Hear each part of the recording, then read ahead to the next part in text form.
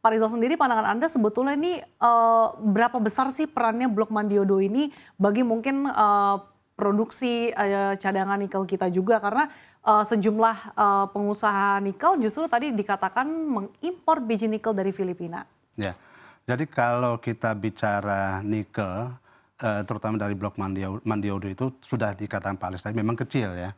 Karena setahu saya Blok Mandiodo itu sekitar 1,5 juta ton per tahun yang ada di RKB-nya.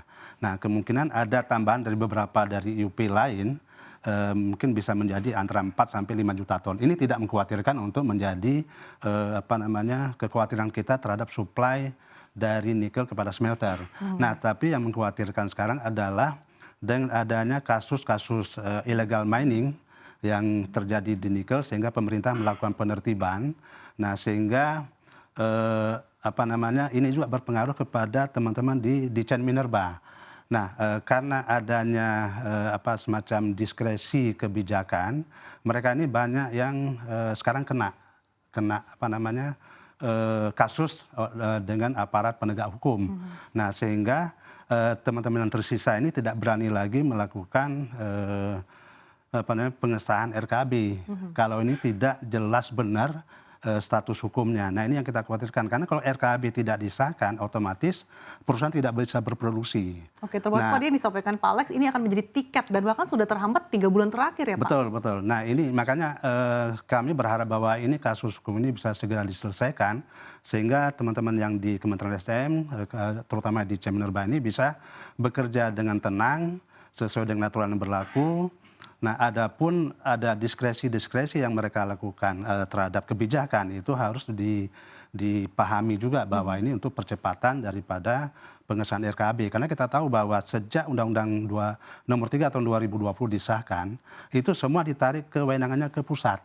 Nah, sehingga dari seratusan RKB yang mereka harus sahkan, ini menjadi ribuan, 4.000 lebih. Nah, sehingga mereka tidak mampu, sehingga dilakukan diskresi atau semacam penyederhanaan peraturan ya.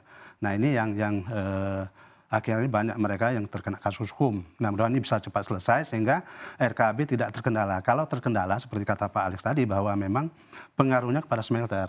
Nah sehingga memang kita harus mengimpor biji nikel itu dari luar negeri dan ini hal yang biasa, nggak usah terlalu dibesar-besarkan.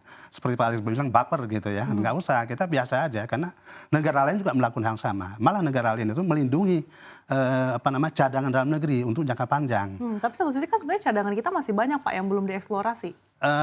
Tapi ini belum bisa dikatakan sebagai cadangan. Yang cadangan itu adalah yang sudah dieksplorasi dan daya tahannya antara 8 sampai 13 tahun tergantung asumsi jumlah input kepada smelter yang kita gunakan ya.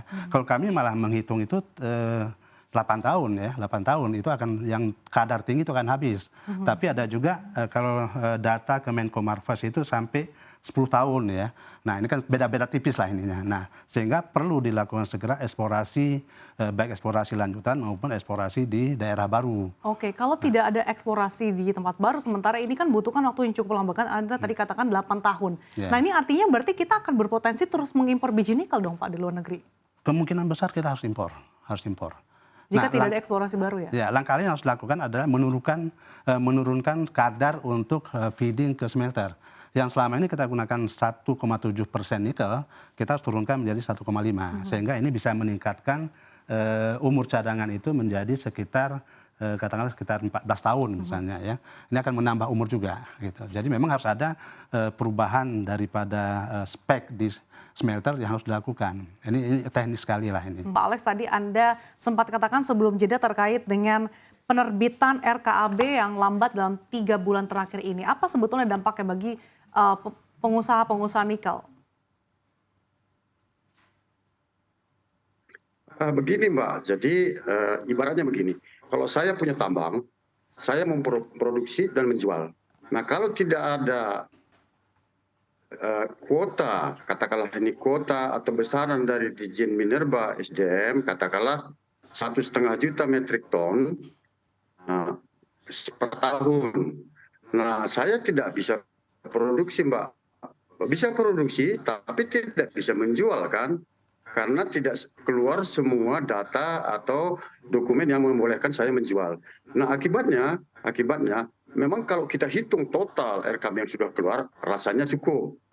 Tapi kan saya yang punya tambang ini tidak memakai seluruh RKB saya setiap pada bulan awal, karena untuk membuka satu pit tambang saja itu sumber daya yang kita butuhkan besar, alat berat lah, tenaga kerja, kemudian yang lain-lain. Jadi akibatnya supply akan berkurang kalau tambang sudah beroperasi ini ada dua, memulai produksi tidak punya RKB, tapi RKB sebelumnya tidak cukup, hanya cukup 6 bulan, tetapi RKB kuota untuk 6 bulan berikutnya tidak ada, sehingga tidak bisa supply dan jual nikelnya. Jadi ini menyebabkan terjadi kekurangan dalam supply nikel ore, terutama untuk nikel ore untuk smelter. Ini nikel kelas 2 yang memproduksi stainless steel.